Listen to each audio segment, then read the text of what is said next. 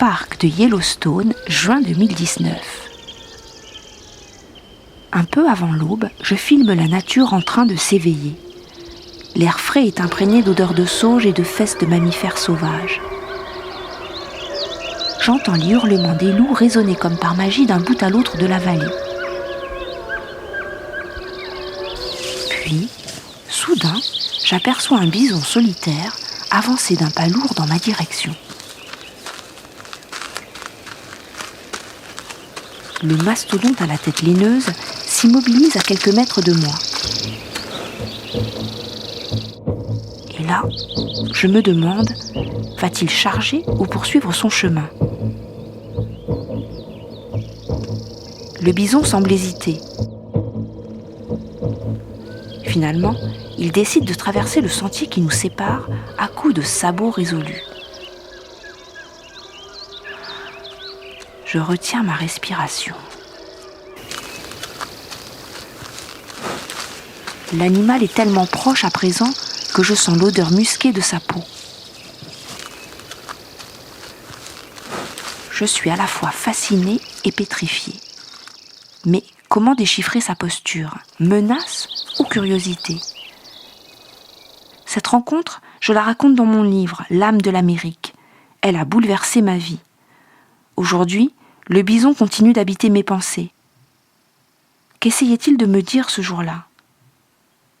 Comment interpréter les messages d'une nature préservée qui donne sens à notre humanité ? Comment renouer le fil du dialogue avec ce qui nous entoure ? Au milieu de ces interrogations, je n'ai qu'une certitude, il faut que j'y retourne.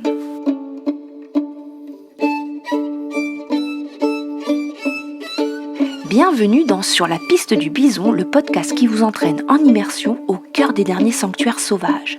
Nous allons partir à la rencontre d'Indiens, de cow-boys, d'écrivains et de scientifiques prêts à nous éclairer sur l'importance du bison dans la préservation des écosystèmes de l'Ouest américain. Je suis Sylvie Brieux, journaliste et exploratrice. Chaque année, pendant plusieurs mois, je fuis Paris et ses particules fines pour retrouver un souffle au cœur des grands espaces du Montana.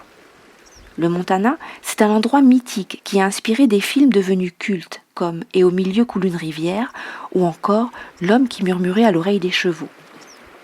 Il est situé dans le nord-ouest des États-Unis, à la frontière du Canada. C'est un État vaste et peu peuplé, mais riche d'une incroyable diversité de cultures amérindiennes et d'une faune et d'une flore abondantes. On le surnomme « The Last Best Place », le dernier meilleur endroit. Et on dit que la légende de l'Ouest y est toujours vivante.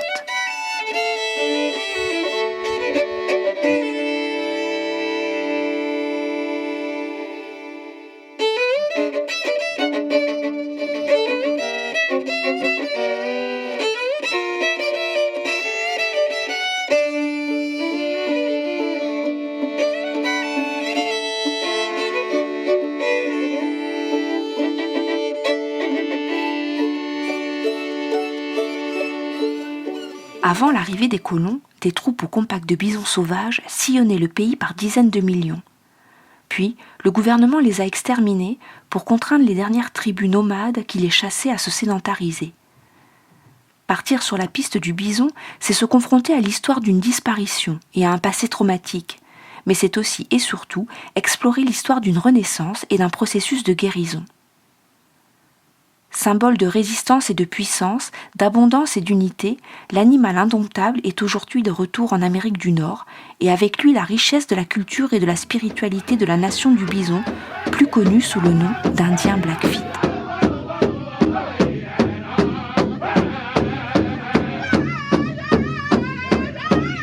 We are real people and that's what we call ourselves. Nous nous appelons les gens vrais. En tant que tels, nous partageons des points communs avec les autres humains. Mais nous avons aussi des valeurs, des traditions, une genèse et un lien unique à la terre, au cosmos et au reste du monde.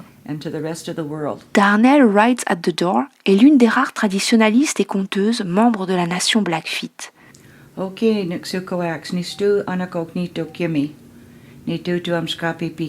Mon nom indien signifie « campeuse solitaire » dans notre langue Blackfeet. Il m'a été donné par mon arrière-grand-père en 1952, le jour de ma naissance. Avec Darnell, on s'est rencontrés il y a 7 ans dans la réserve Blackfeet, située sur une portion infime de leur territoire originel qui s'étire des 2 côtés de la frontière avec le Canada. Des tests ADN prouvent que nous vivons depuis 17 000 ans dans cette région.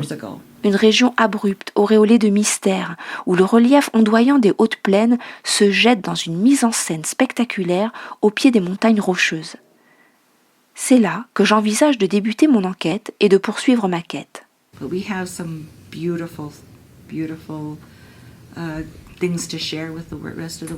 Nous avons vraiment des choses magnifiques à partager avec le monde entier. Nous avons des artistes nés ici, des athlètes, des connaissances écologiques, mais nous sommes de moins en moins nombreux à détenir ces savoirs.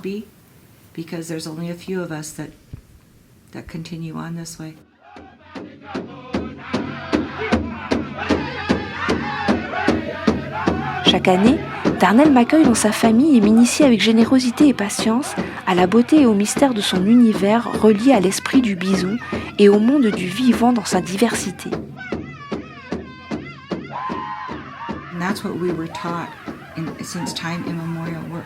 Depuis des temps immémoriaux, on nous enseigne que nous sommes tous égaux. Nous sommes les égaux des plantes, des animaux, des éléments. Nous sommes tous capables de converser et de travailler ensemble.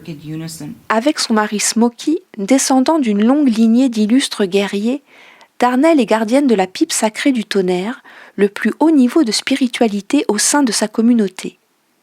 L'équivalent du pape dans l'Église catholique, m'a-t-elle expliqué. Autour d'une infusion maison, nous discutons longuement du poids de la colonisation et des innombrables défis contemporains. L'extrême pauvreté économique, les addictions, les violences et la discrimination. Nous sommes un peuple heureux. Autrefois, on vivait en paix sur ces terres. Mais tout cela a changé avec l'arrivée du gouvernement américain. On a alors vécu sous l'emprise du traumatisme et de la peur.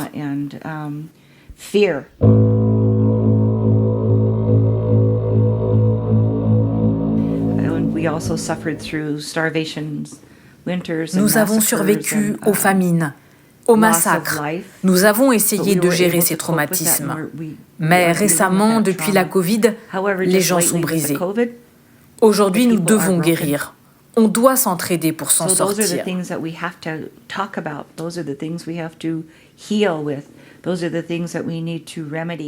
En tant que chef spirituel, Darnell œuvre pour guérir son peuple en l'aidant à se reconnecter à la terre-mère et à retrouver sa place dans l'environnement.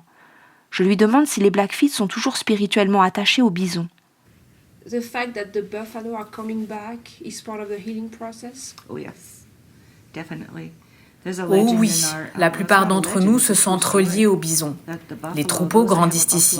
Une histoire vraie raconte que ceux qui possèdent une pierre de bison ne mourront jamais de faim. Cette croyance entre en résonance avec nos cérémonies pour ramener le bison sur nos terres. Le retour des bisons fait partie du processus de guérison et de cohésion sociale, celle de tout un peuple dont le destin est lié à celui de l'animal sacré. Les bisons sont des cultivateurs naturels pour l'environnement. Ils restaurent la terre au lieu de l'abîmer comme les vaches. Les vaches ont été importées d'Europe. Autrefois, nous n'avions que des bisons sur ce continent. L'herbivore migrateur joue un rôle clé dans l'équilibre d'un écosystème fragilisé et dans l'émergence d'un modèle économique alternatif. Mais tout le monde n'apprécie pas la résurgence du bison. L'enjeu est éthique autant que politique.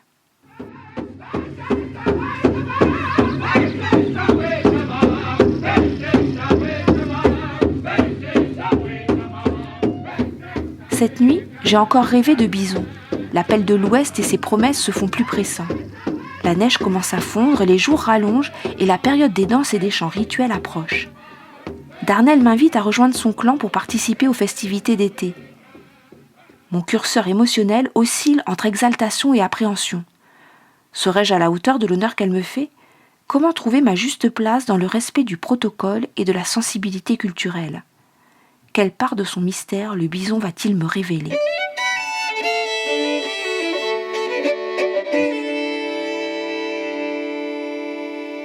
Sur la piste du bison, un podcast produit en partenariat avec Quand s'élèvent nos voix et avec le soutien de Dominique Foin et la Société civile des auteurs multimédia. Il ne me reste plus qu'à vous remercier pour votre écoute et à saluer la générosité des artistes qui ont mis leur talent au service de ce podcast. Daniel John Martin pour la musique originale, Caroline Pelé pour le doublage de Darnell Writes at the Door, Laurent Pénisson pour le mixage et Alexandre Seron pour l'illustration. Et bien entendu mon infinie gratitude à Darnell Writes at the Door.